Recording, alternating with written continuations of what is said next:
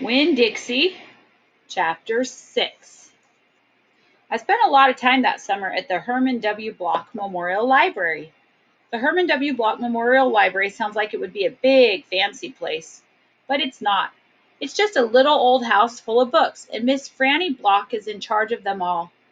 She is a very small, very old woman with short gray hair, and she was the first friend I made in Naomi.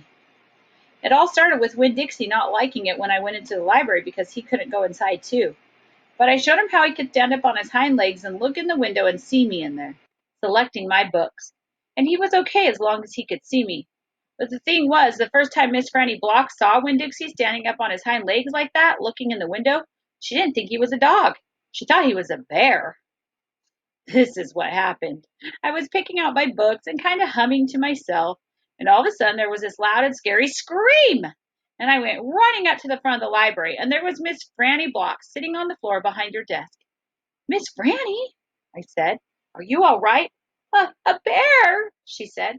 "A bear?" I asked. "He's come back," she said. He has?" I asked.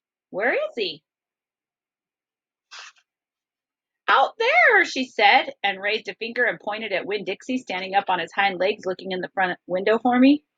"Miss Franny Block," I said, "that's not a bear. That's a dog. That's my dog, Winn Dixie." "Are you positive?" she asked. "Yes, ma'am," I told her. "I'm positive. He's my dog. I would know him anywhere." Miss Franny sat there trembling and shaking. "Come on," I said. "Let me help you up. It's okay." I stuck out my hand and Miss Franny took hold of it, and I pulled her up off the floor. She didn't weigh hardly anything at all.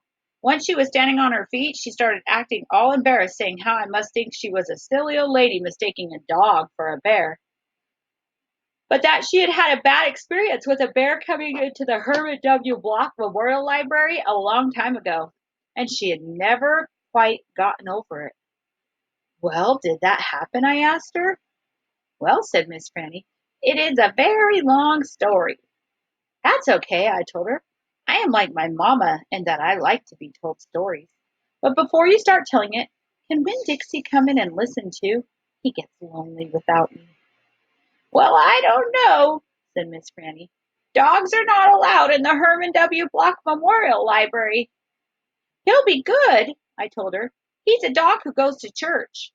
And before she could say yes or no, I went outside and got Winn Dixie, and he came in and lay down with a humph and a sigh right at Miss Franny's feet. She looked down at him and said, "He most certainly is a large dog." "Yes, ma'am," I told her. "He has a large heart, too." "Well," Miss Franny said. She bent over and gave Winn Dixie a pat on the head, and Winn Dixie wagged his tail back and forth and snuffed his nose on her little old lady feet. "Let me get a chair and sit down so I can tell this story properly." That's the end of chapter 6. So don't forget, summary of what happened in chapter 6. Let's see, Blake, what happened in chapter 6? They went to the library and what? Let me out. It's still recording. I know. Tell me out what it is so the kids can hear you say it. What happened at the library? The librarian thought that she saw a bear in the window. It was Winn Dixie. Okay, and what was the librarian's name? Do you remember? No. Miss Franny. And she's about to tell what?